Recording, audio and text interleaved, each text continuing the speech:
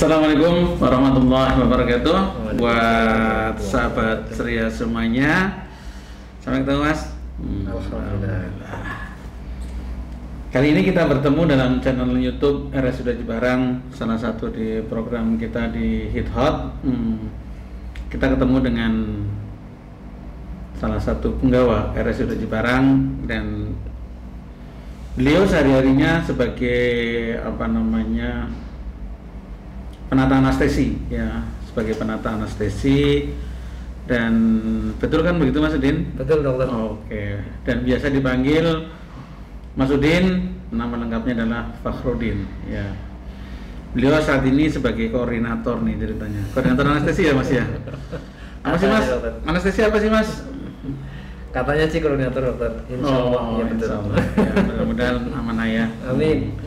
Oke, pada kesempatan kali ini kita akan mendapat sebuah nasihat, siraman hati kita untuk sekedar kita mulai untuk bertafakkur lah bagaimana kita membersihkan diri kita, yang nanti akan diuraikan secara lengkap oleh Mas Udin, ya.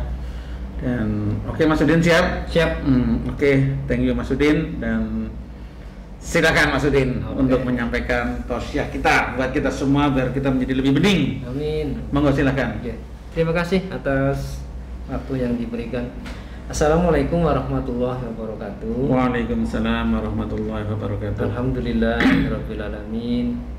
Puji syukur kita panjatkan kepada Allah Subhanahu wa taala atas segala limpahan rahmat dan karunia-Nya, yang mana alhamdulillah kita masih diberikan nikmat, terutama adalah nikmat iman, Islam, dan nikmat sehat. Alhamdulillah. Alhamdulillah. Sholawat dan salam senantiasa kita curahkan kepada Rasulullah Muhammad Sallallahu alaihi wasallam, juga kepada keluarga beliau dan sahabat-sahabatnya. Dan kita berdoa mudah-mudahan kita termasuk orang yang istiqomah pada jalannya yang lurus. Amin amin amin ya rabbal alamin.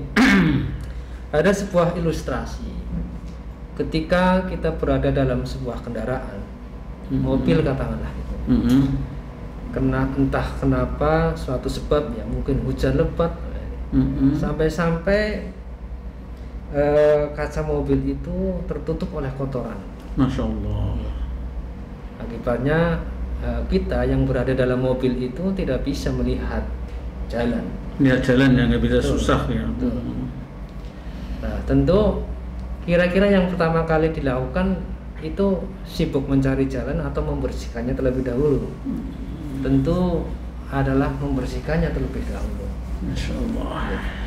Nah, ibarat kaca tadi itu adalah cermin hati kita. Semakin banyak kita melakukan maksiat, dosa kepada Allah, maka ibaratnya hati kita itu tertutup oleh noda-noda hitam, oleh kotoran-kotoran. Oleh karena itu kita menjadi terhijabnya, terhalang dari petunjuk Allah, dari solusi dari Allah yang telah berikan, yang sebenarnya sudah ada di depan kita. Tapi karena kita terhalang oleh dosa-dosa yang ada di dalam diri kita, kita menjadi terhalang. Masya Allah.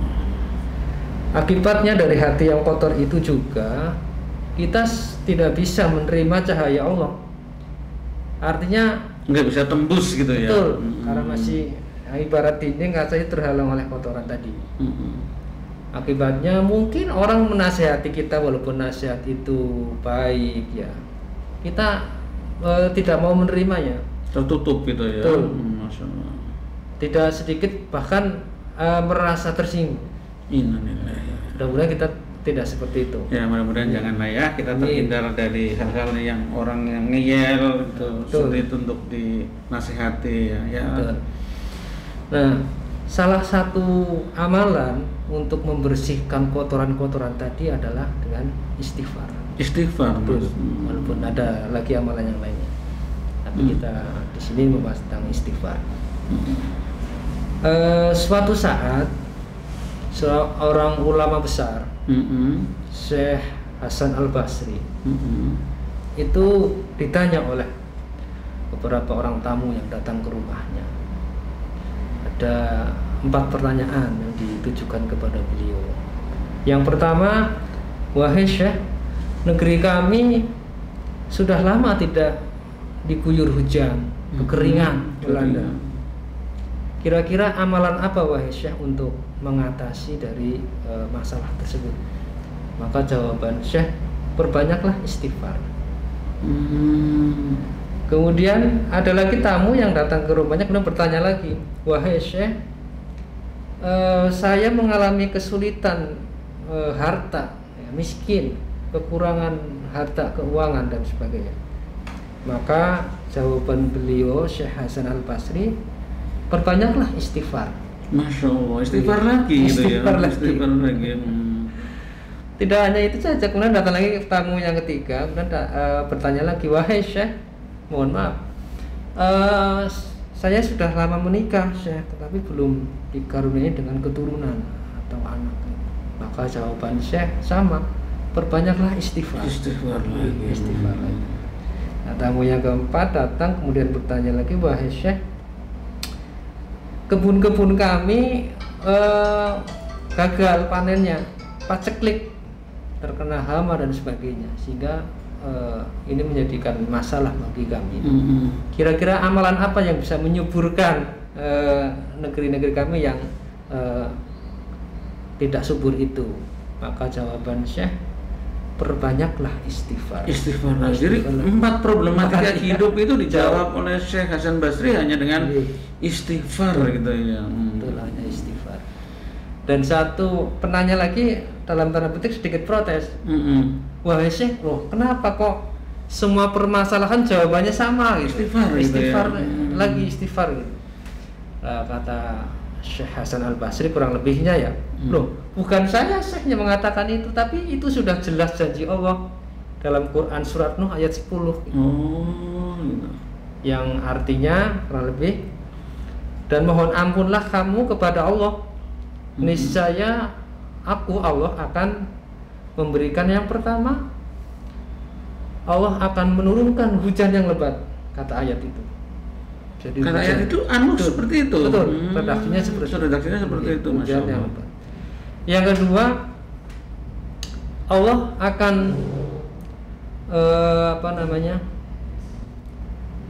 memberikan keturunan yang banyak. Yang ketiga, ketika kita mohon ampun kepada Allah, niscaya Allah akan mengadakan kebun-kebun. Masya Allah. Nah, kebun kalau saya artikan lebih luas lagi, bisa kita artikan dengan ya banyak lah ya, harta benda, rezeki dan sebagainya gitu ya. Betul. Yang keempat, Allah juga akan mengadakan sungai-sungai, dokter. Masya Allah. Sungai-sungai kita analogikan dengan kesuburan, kesejahteraan, kemakmuran. Sehingga istighfar itu begitu dahsyat, saya katakan itu manfaatnya bagi kita. Antara lain tadi yang disebutkan dalam ayat-ayat itu. Juga dalam hadis Nabi, dokter, tidak hanya itu.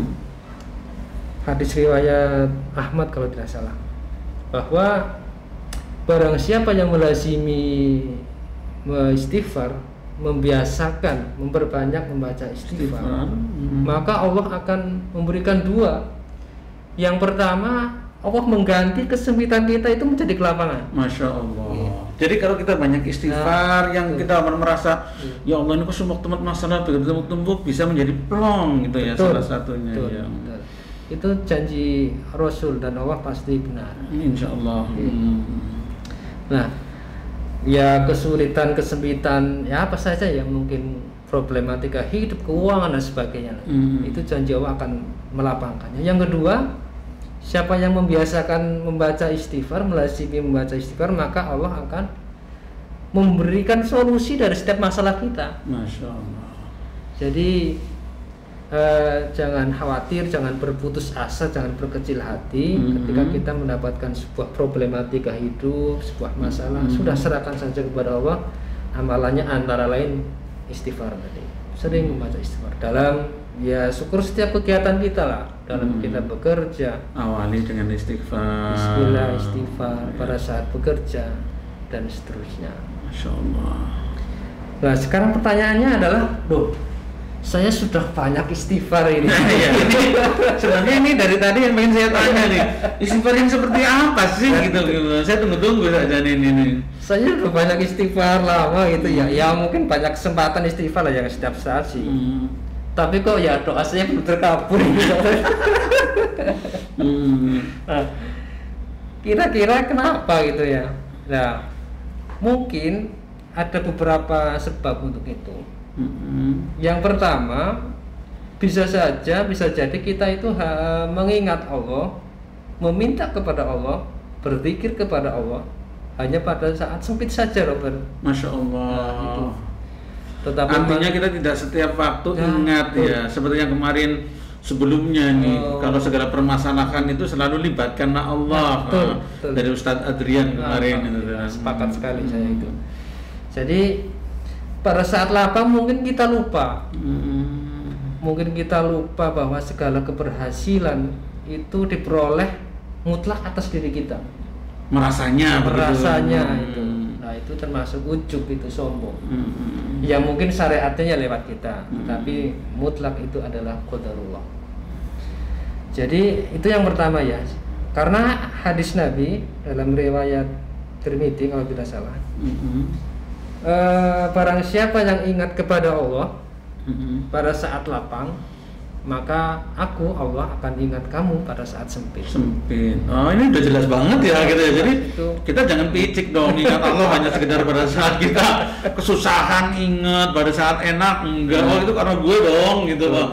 Itu memang nggak boleh ya. Salah satu yang nggak disukai oleh Allah gitu ya. Betul sekali. Dan itu sudah jelas rambu-rambunya dari Rasul ya. Yang kedua, bisa saja kita sudah berdoa banyak istighfar gitu ya, kok tidak dikabulkan. Yang kedua bisa jadi karena istighfar kita itu tidak sampai ke hati. Mungkin maksudnya hanya nyadip service gitu ya, nyadip service aja gitu ya. Mungkin astagfirullah, mungkin tidak hanya ke hati. Tetapi itu masih mending, kata Ibnu Athaillah dalam Al-Hikam. Walaupun kita berzikir tidak mengetahui arti dan penghayatan, itu masih mending daripada tidak sama sekali. Artinya dia tetap melibatkan Allah. Masih mending daripada yang tidak sama sekali. Yang ketiga, bisa saja kita doanya tidak terkabul, memang Allah satu mungkin mengabulkannya dalam bentuk yang lain. Untuk yang lain yang tidak kita mengerti ya. Betul. Atau bisa saja Allah mengabulkan sesuai yang kita minta, tetapi kita tidak menikmatinya langsung. Mungkin anak cucu kita atau turun kita yang menikmatinya. Masya Allah. Bisa saja seperti itu. Atau bisa juga doa kita dikabulkan dalam bentuk pahala kelak di akhirat. Masya Allah. Itu lebih asik juga itu ya. Betul. Artinya janji Allah juga pasti benar. Ud'uni astajib lakum. Mintalah kepadaku, niscaya aku akan mengabulkan. Akan mengabulkannya ya. Jadi mari kita biasakan untuk selalu beristighfar ataupun berzikirlah, mengingat Allah dalam setiap tindakan kita, karena disitulah sebenarnya kita sebagai makhluk sadar akan segala sesuatu itu Allah yang menentukan. Allah yang berkuasa penuh ya. Betul. Begitu dokter. Oke, Masya Allah. Terima kasih Mas Udin atas pencerahannya ya. Kalau boleh saya sedikit ambil sarinya gitu ya. Jadi buat sahabat ceria semuanya, sahabat channel YouTube RS Sudaji Barang, ini ada sebuah pengingat buat kita. Tadi dikatakan bukan hanya sekedar dari Mas Udin, hanya sekedar menyampaikan lewat lisan beliau, tapi ini adalah tuntunan dari Al-Quran maupun dari hadis ya, yaitu mengenai kalau kita ingin sedang ruwet dan sebagainya, jangan melupakan istighfar ya. Dan istighfar itu selalu akan memberikan berbagai macam jalan buat kita ya. Di samping itu, gunakanlah istighfar itu bukan hanya sekedar di waktu sempit, tetapi tadi dikatakan ya, libatkanlah Allah dengan istighfar, dengan apapun, kapanpun, saat kita lapang maupun saat sempit ya. Dan jangan lupa juga istighfar usahakan dengan hati yang ikhlas ya, Betul. karena memohon kepada Allah. Ya Allah, ya Masya Allah, Masya Allah. Terima kasih Mas Udin. Ya, inilah baca ceria. Saya pikir ini suatu pengingat buat diri kita yang cukup asik, ya cukup manis, bisa untuk diteladani buat kita semua. Terima kasih Mas Udin, terima kasih buat semuanya. Mudah-mudahan ini mendapat keberkahan dari Allah, kita dibukakan karena pengetahuan ini, majelis ilmu ini, mudah-mudahan kita semuanya mendapatkan kerahmatan bahagia. Oke Mas Udin, terima kasih. Wabillahi taufiq wal hidayah. Wassalamualaikum warahmatullahi wabarakatuh. Waalaikumsalam warahmatullahi wabarakatuh. Thank you.